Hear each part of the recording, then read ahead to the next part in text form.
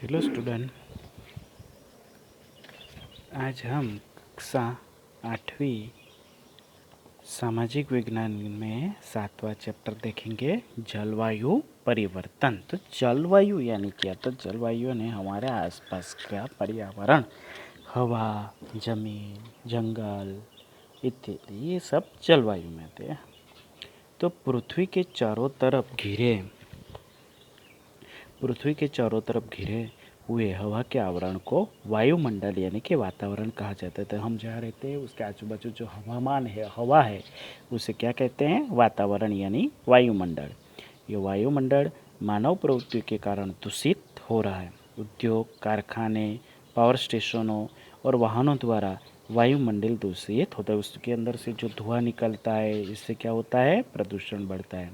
वैश्विक तापमान बढ़ने से तापमान, पवन की दिशा और नमी आदि में जो परिवर्तन होता है वो वायुमंडलीय परिवर्तन कहलाता है। मतलब इससे तापमान बढ़ता है, गर्मी बढ़ती है, तो इससे जो परिवर्तन आता है उसे क्या कहते हैं? वातावरण में बदलाव यानी कि जलवायु परिवर्तन।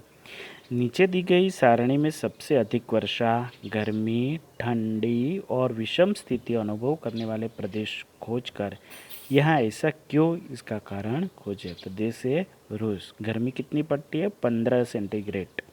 ठंडी -20 सेंटीग्रेड। तो वर्षा 100 सेंटीमीटर, क्योंकि रूस जो है वो कर्कवृत्त से ऊपर, मकर वृत्त के शीत वृत्त के ऊपर आया है। तो वहाँ नॉर्थ पोल के नज़दीक होने की वजह से वहाँ ठंडी ज़्यादा पड़ती है, बर्फबारी ज़्यादा पड़ती है।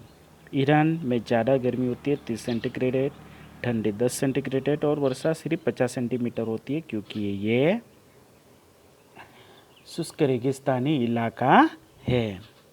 ब्राज़ील में गर्मी होती है 38 सेंटीग्रेड, ठंडी 25 सेंटीग्रेड और 250 सेंटीमीटर जितनी वर्षा होती है, क्योंकि ब्राज़ील बहुत सारे घने जंगलों के बीच, अमेज़न जंगलों के बीच में आया हुआ देश है ब्राज़ील। ये वर्षा वन के अंदर आया हुआ है, इसीलिए से यहाँ बारिश ज़्यादा होती है। नॉर्वे में 10 सेंटीग्रेड तापमान होता है और -40 डिग्री तक ठंडी होती है और बारिश 50 सेंटीमीटर, वो भी नॉर्थ पोल के नज़दीक आया हुआ है, इसीलिए। फिलीपाइंस में 35 सेंटीग्रेड जितनी गर्मी, 30 सेंटीग्रेड जितनी ठंडी और 300 सेंटीमीटर से भी ज़्यादा बारिश होती है, क्योंकि नॉर्वे भी फिलीपाइंस भी अमेज़न से नज़दीकी इलाका होने की वजह से उसको ये लाभ मिलता है। सऊदी अरब 45 डिग्री से भी अधिक तापमान होता है, 29 डिग्री जितनी ठंडी होती है, 10 सेंटीमीटर जितनी, कि सऊदी अरब सबसे शुष्क सहारा रेगिस्तानी इलाके में आया हुआ एक शुष्क देश है, रेगिस्तानी इलाका है, इसीलिए। अब देखते हैं मौसम से तात्पर्य क्या, यानी कि मौसम यानी क्या? तो किसी भी प्रदेश के तापमान, नमी और वर्षा के थोड़े समय की औसत स्थिति, अर्थात मौसम मतलब थोड़े समय की जानकारी, जहाँ तापमान क्या है, बारिश कितनी पड़ी, इसकी जानकारी, जिसे हम क्या कहते हैं? मौसम कहते हैं। ये देखो भारत का मौसम, ये भारत का मानचित्र बना हुआ है और इसके अंदर हमें वहाँ का तापमान, ये लघुत्तम तापमान, ये गुरुत्तम तापमान और ये लघुत्तम, यानी कि हायर टेम्परेचर और लोअर टेम्परेचर आता है। ये मौसम, बारिश के मौसम के मानचित्र है। तो मानचित्र को देखे, विचारे, समझ कर नोट में लिखे, स्थान पर कैसा मौसम है। तो यहाँ गर्मी ज़्यादा है, मतलब गर्मी और ठंडी में ज़्यादा डिफरेंस है। ये मुंबई है, तो मुंबई में 31 और 21 है, तो वो समंदर के किनारे बसा हुआ है, इसीलिए यहाँ समशीतोष्ण वातावरण रहता है, ज़्यादा ठंडी भी नहीं और ज़्यादा गर्मी भी नहीं होती। इसी हाल ये कोलकाता का भी है। लेकिन ऊपरी ओर जाओ तो ये देखो, जो हिमालय के नज़दीक वाला इलाका है, तो वहाँ सबसे ज़्यादा डिफरेंस आता है, वह 22, 11, 24, 9 इस तरह से। ठीक है, अब आगे हम बढ़ते हैं कि जलवायु यानी कि क्लाइमेट से क्या अभिप्राय है। तो किसी भी प्रदेश के 35 से अधिक वर्षों के औसत तापमान, नमी और वर्षा की औसत स्थिति, अर्थात जलवायु। तो हम जलवायु किसे कहते हैं? तो वहाँ 35 सालों के मौसम में आए हुए बदलाव को दर्ज किया जाता है, उसे संजोत कर रखा जाता है, तब उसे क्या कहते हैं? उसे जलवायु कहते हैं। ये देखो, ये रेगिस्तानी इलाका है और ये क्या है? ग्रीन हाउस इफेक्ट में जो ग्लेशियर होते हैं, बर्फ़ की नदियाँ होती है, उसकी बात यहाँ आती है। ये देखो, ग्रीन हाउस इफेक्ट के प्रभाव का दृश्य देखते हैं। तो ग्रीन हाउस इफेक्ट किसे कहते हैं? तो आप जानते हैं, ठंडी जलवायु वाले देशों में सूर्य ताप का कम अनुभव होता है, इसलिए पौधे, साग सब्जी तथा वृक्षों का विकास रुक जाता है। इसीलिए पर्याप्त मात्रा में गर्मी मिलती है से इसलिए पर्याप्त मात्रा में गर्मी मिलती रहे इसके लिए कृत्रिम व्यवस्था की जाती है। उसके लिए शीशे या कपड़े की छत रखी जाती है जिससे वहाँ गर्मी बनी रहती है, जिसे ग्रीन हाउस इफेक्ट कहते हैं। कि ऐसे कहते हैं ग्रीन हाउस इफेक्ट, तो जहाँ उसके लिए शीशे या कपड़े की छत ऊपर रखी जाती है जिससे वहाँ गर्मी बनी रहती है, तो उसे ग्रीन हाउस इफेक्ट कहते हैं। मतलब जहाँ ठंडी ज़्यादा होती है वहाँ एक पॉलीमर्स जैसे कपड़े के अंदर उसको रखकर बनाते हैं ताकि उसके बाहरी हवामान से बचाया जा सके। यह मौसम परिवर्तन से सूखा पड़ा कि सूखे से जंगल नष्ट हो गए, पानी कम हो रहा है, कहीं बाढ़ आ रहा है, कभी चक्रवात आ रहा है और हिमस्खलन मतलब बर्फ़ भी पिघल रही होती है। ये सारा मौसम परिवर्तन के मानचित्र हैं। तो इस ऊपर के हर एक चित्र के लिए एक एक वाक्य नोटबुक में लिखिए। तो ये सूखा अकाल बढ़ता जाता है, जंगलों का नाश होता है, पीने योग्य पानी की कमी होती है अथवा भूमि का कटाव होता रहता है, पूर की समस्या ज़्यादा बढ़ जाती है, चक्रवात आए दिन आते रहते हैं और बर्फ़ की में कमी आती रहती है। तो वैश्विक तापमान, ग्लोबल वार्मिंग जिसे हम कहते हैं, आज बहुत सारे शब्द हमें समझ में आ रहे हैं, सुनने में आ रहे हैं। Global warming, global warming. तो ये ग्लोबल वार्मिंग क्या है? वैश्विक तापमान वृद्धि अर्थात पृथ्वी के वायुमंडल को गर्म करने वाले green house effect. Green house effect यानी कि सूर्य की किरणों के साथ आने वाली गर्मी को वायुमंडल में आने के बाद पृथ्वी पर टकराकर परिवर्तित होकर वापस अवकाश में न जाने देने की स्थिति। तो सूर्य से जो गर्मी रूपी किरण पृथ्वी पर आती है वो क्या करती है कि पृथ्वी की सतह से टकराकर वापस अंतरिक्ष में चली जाती थी। तो हमें ज़्यादा गर्मी एहसास नहीं होता, लेकिन हमने कुछ ऐसी वायु अंदर भर दी जो क्या करती है, ढक्कन लगा देती है कि एक बार गर्मी पृथ्वी पे आ गई लेकिन पृथ्वी से वापस अंतरिक्ष में नहीं जाती थी। इससे क्या होता है, इससे ग्लोबल वार्मिंग होता है, वो तापमान बढ़ता जाता है। तो आइए कुछ करके देखते हैं। तो कंबल ओढ़कर 10 मिनट सो जाइए। क्या अनुभव होता है? ग्लोबल वार्मिंग ऐसा ही होता है। हम कंबल ओढ़कर सो जाए, पंखा चालू नहीं करना है, तो क्या होगा? वही ग्लोबल वार्मिंग है, क्योंकि कंबल एक ऐसा आवरण तैयार कर देता है कि आपके शरीर से, आपके उच्छ्वास से जो गर्मी बाहर निकलती है वो बाहर आजू बाजू बिखेरती नहीं है, वो आपके आजू बाजू ही बनी रहती है। तो इससे क्या होगा? अंदर का टेम्परेचर बढ़ता जाता है। देखो यह मानचित्र ग्लोबल वार्मिंग का भी दिया हुआ है। आग लगता है, ये CO2 का यूज़ करते हैं। जैसे AC में हम मोटर कार से जो धुआं निकलता है, वो कंपनियों का जो निकलता है, वो तो वो क्या करता है, वो सारा धुआं के ओजोन लेयर के नीचे कैसा बना देते हैं, जिससे क्या होता है कि वो जो किरण बाहर अंदर आती है वो वापस जा नहीं सकती। इससे हमें नुकसान बहुत होता है। अब आगे देखते हैं कि पश्चिम यूरोप में औसत 5 डिग्री तापमान में वृद्धि हुई तो गर्मी का अनुभव होने लगा। दार्जिलिंग में 14 सेल्सियस महत्तम तापमान 28 सेल्सियस तक पहुंच गया। 2009 की बात है। 14 सेल्सियस से ज़्यादा नहीं रहता था वहाँ। आज कितना टेम्परेचर हो रहा है? 28 डिग्री, तो डबल हो गया। रेगिस्तान में हिमवर्षा होने लगी। देखो जहाँ पानी की बूंद नहीं थी वहाँ हिमवर्षा होने लगी।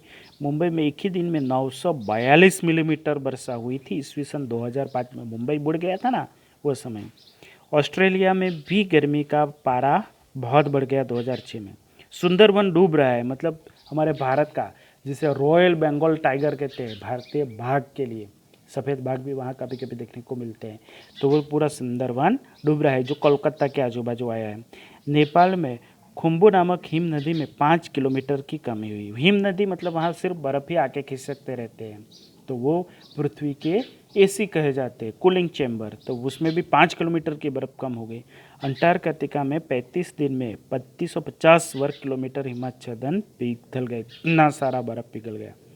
नदियों के पानी का स्रोत भी घटा। अभी देखो तो आप धीरे धीरे नदियाँ सूख रही है। आप अपने मम्मी पापा या दादा दादी से पूछो कि उनके ज़माने में नदियों में कितना पानी हुआ करता था, और आज खुद जाकर देखो कि अभी नदियों में कितना पानी है। तो हमें पता चलेगा कि ग्लोबल वार्मिंग की वजह से नदियों में कितना पानी कम हो गया।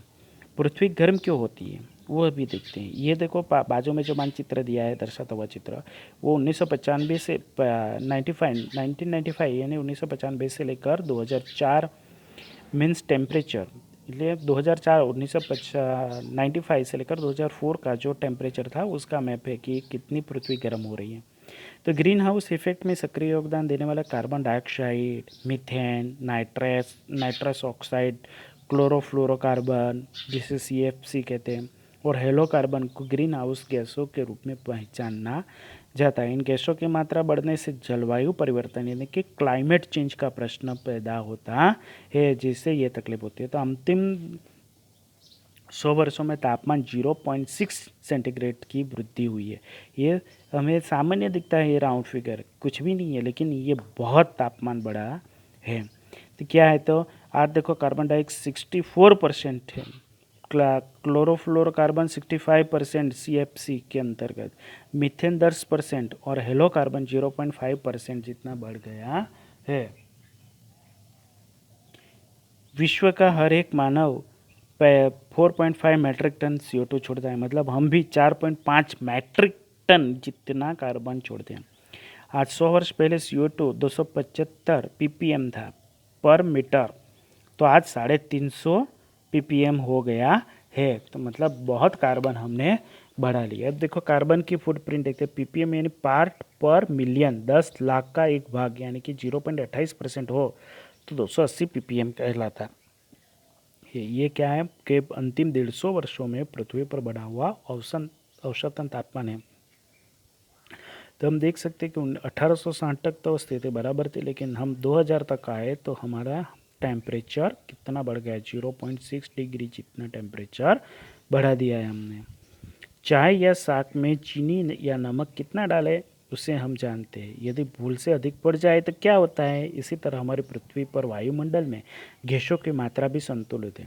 अब यदि कार्बन डाइऑक्साइड गैस की मात्रा बढ़ जाए तो क्या होगा, मतलब हम चाय में चीनी ज़्यादा डाल दें तो हम चाय नहीं पी सकते, खाने में नमक ज़्यादा पड़ गया तो हम वो खाना नहीं खा सकते। इसी तरह हमारी पृथ्वी के आजू बाजू का जो वातावरण है वो भी संतुलित वायुमंडल से बने हैं। बहुत मात्रा, मतलब मात्रा सुनिश्चित है उसकी, उसमें यदि हम एक किसी गैस को बढ़ा दें तो उसके साइड इफेक्ट तो होने ही हैं। अब आगे देखते कि नीचे की सारणी का वांचन करके विचार कीजिए कि हमारी पृथ्वी को गर्म करने में हम कितने उत्तरदायी हैं, जांचिए। तो पहला है कि थर्मल पावर केंद्र 200 मेगावाट का। तो आज तो बहुत सारे ऐसे पावर मथक है जहाँ से लाइट बनती है, ये 200 मेगावाट के, लेकिन तो बहुत है। तो वार्षिक कितना 9 लाख टन ग्रीन हाउस निकलता है उसमें से। मोटर कार वार्षिक 17 करोड़ टन निकलती है। एसी औसतन हम 2 ही घंटे चलाए 24 घंटे में तो 2223 kilogram, TV 190 kilogram, tubelight 88 kilogram, computer 130 kilogram, fridge 920 kilogram जितना कार्बन उत्पन्न करते हैं। तो हम यदि इस चीज़ों के बगैर चला सकते हैं तो हमें चलाना चाहिए। एसी का उपयोग बहुत ही कम मात्रा में हमें करना चाहिए कि वो पर्यावरण के लिए क्या है, हानिकारक है।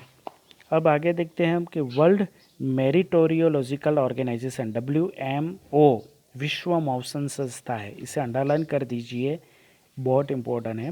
विश्व मौसम संस्था, वर्ल्ड मॉनिटोरियोलॉजिकल ऑर्गेनाइजेशन, वह बताती है कि ईस्वी सन 1850 से आज तक में ईस्वी सन 2008 में 8 के वर्ष का समुद्र और ज़मीन की सतह पर का संयुक्त तापमान 0.31 सेंटीग्रेड था। वह सन 1961 से लेकर सन 1990 के समय के औसत तापमान की अपेक्षा अधिक था, मतलब तापमान में बहुत वृद्धि हो रही है। तो कौन कौन से वायु क्या क्या असर करते हैं वो देखते हैं हम। तो मीथेन यानी कि CH4 ईस्वी सन 1750 में 315 ppm में से ईस्वी सन 2005 में 1764 ppm वृद्धि निम्नलिखित कारणों के कारण अंकित हुई है। कौन कौन से कारण है वो देखते हैं। तो एक व्यक्ति प्रतिदिन जो वस्तु ग्रहण करता है उनमें लगभग 80% गैस होती है। एक व्यक्ति प्रतिदिन 22,000 बार सांस लेता है, अंडरलाइन करना है 22,000 बार। इस तरह एक व्यक्ति प्रतिदिन ऑक्सीजन युक्त वायुमंडल में से 16 किलोग्राम गैस सेवन करता है, मतलब 16 किलो गैस ऑक्सीजन हम पर डे 24 घंटे में लेते हैं।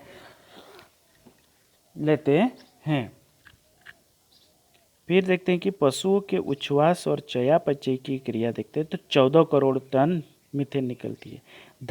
धान की खेती करने से 15 करोड़ टन और सेंद्रीय कचरे सड़ने से 7 करोड़ टन जितनी मीथेन गैस निकलती है।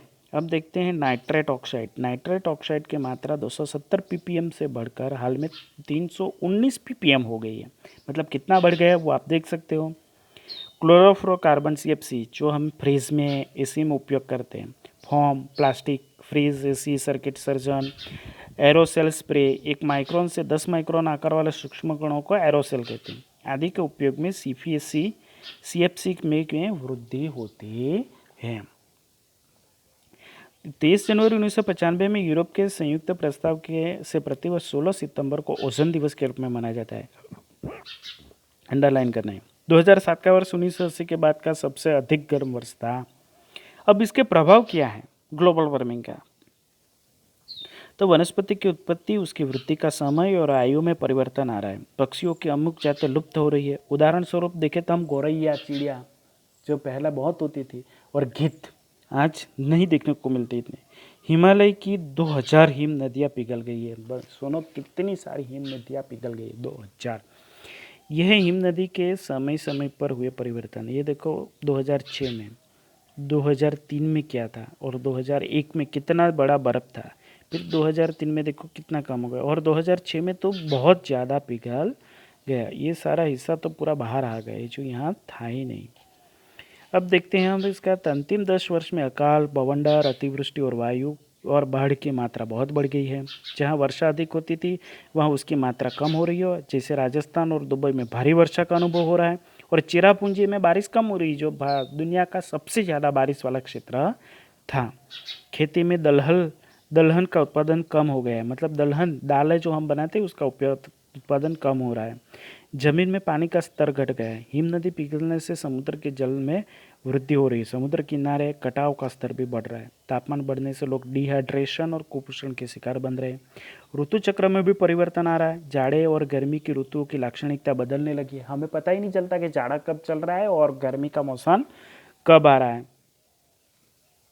गुजरात का समुद्री सतह 25 सेंटीमीटर बढ़ने से जमीन की क्षारता बढ़ने वाली है। कृषि उत्पादनों में सतत कमी होती जा रही है। कॉलेरा है, डेंगू है, malaria, yellow fever, swine flu आदि रोगों का प्रमाण बढ़ता जा रहा है। मालदीव, बांग्लादेश, फिलीपाइंस द्वीपों, वेस्ट इंडीज़ द्वीपों और ऑस्ट्रेलिया महाद्वीप के किनारे डूब जाएंगे।